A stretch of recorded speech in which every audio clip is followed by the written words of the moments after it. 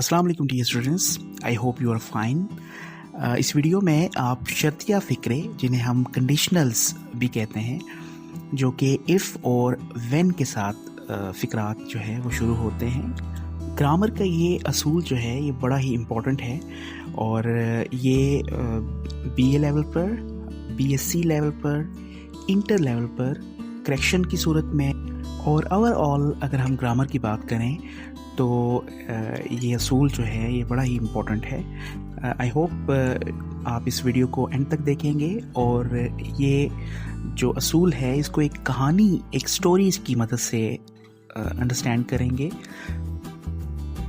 Conditionals 4 तरह के होते हैं: ज़ीरो कंडीशन, प्रॉबेबल, इम्प्रॉबेबल और इम्पॉसिबल।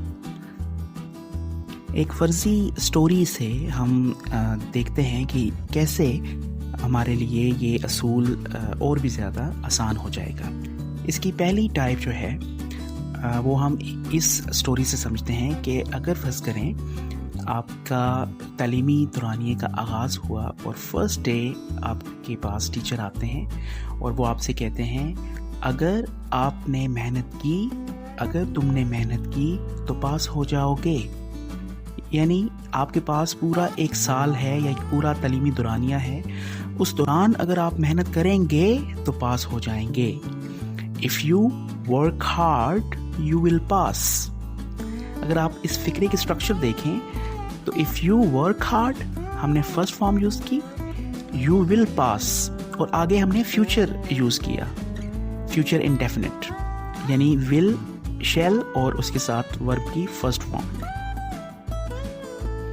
इसी तरह अगर हम इसकी दूसरी जो किस्म है उसकी तरफ अगर बढ़ें तो अब वही टीचर आपके सेंड अप्स के बाद आपका एक जो सेशन है या सेमेस्टर है उसके रिज़ल्ट आने के बाद अब आपसे टीचर कहते हैं कि अगर तुमने मेहनत की तो तुम पास हो जाओगे। इससे मुराद ये कि अब आपके पास जो वक्त है वो बहुत ही कम है, बहुत शॉर्ट है। अगर तुमने मेहनत की तो पास हो जाओगे। If you worked hard you would पास। अब क्या हुआ कि हमने सेकंड फॉर्म यानी पास्ट इंडेफिनिट हमने टेंस यूज़ किया, सेकंड फॉर्म, और विल और शेल जो था वो कन्वर्ट हो गया इनटू वुड। विल और शेल का जो पास्ट है वो वुड होता है। If you worked hard you would पास। अगर तुमने मेहनत की तो पास हो जाओगे। It means now you do not have sufficient time. अब आपके पास ज़्यादा टाइम नहीं है। अब हम बढ़ते हैं तीसरी इसकी टाइप की तरफ, that is impossible, probable, improbable and impossible। और फिर उसके बाद ज़ीरो जो कंडीशन है वो हम पढ़ेंगे।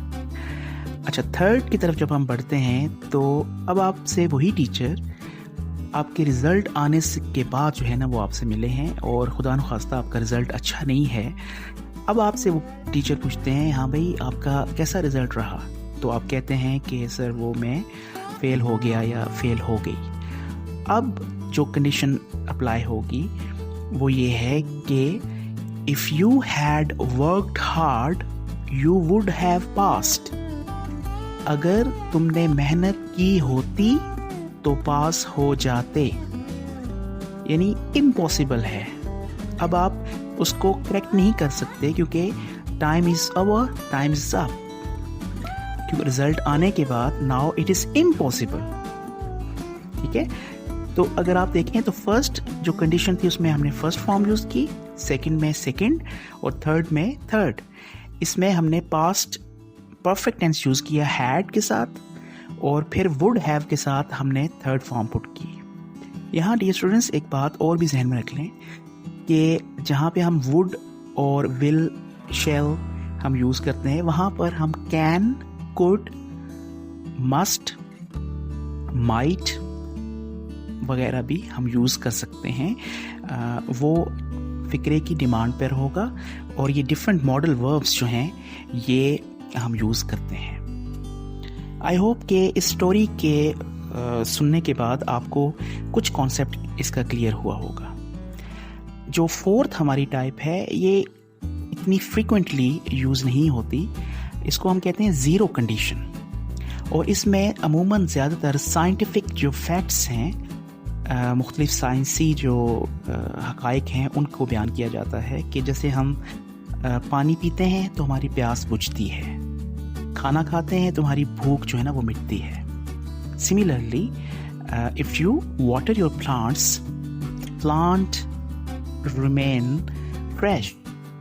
जो प्लांट्स हैं वो क्या रहेंगे, ताज़ा रहेंगे अगर आप उनको पानी देते हैं। ठीक है, तो ये आप चारों जो टाइप्स हैं इनको अच्छी तरह से प्रिपेयर करें। ये आपको थ्रू आउट योर लाइफ आपकी इंग्लिश को इन्हांस करेगी, उसकी जो ग्रामर है उसकी अंडरस्टैंडिंग होगी, और आप अच्छी तरह से अपने एग्ज़ाम जो हैं वो भी दे पाएंगे।